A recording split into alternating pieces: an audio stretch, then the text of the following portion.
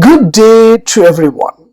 Today I would like to share how to change background color in Google Docs. Let me show you how to do that. Yes, from my laptop I just opened Chrome browser and I just have my Google Docs over here. So this is my curriculum vitae. So I just want to change this entire background color. What I have to do here?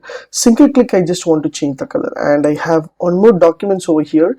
So I have prepared some articles over here. I just want to change the background of this one while I take a print, so the background color will be neat and perfect. What I have to do here? So just go to your documents and go to file menu. You will find an option called page setup. Once you click a page setup option, there will be a lot of page setup will be applied here.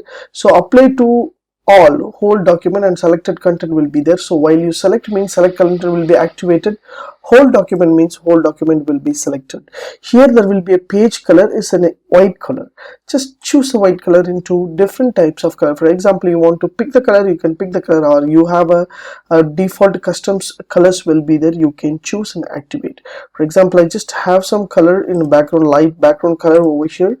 So just select and click OK means automatically my background color will be changed as you see here.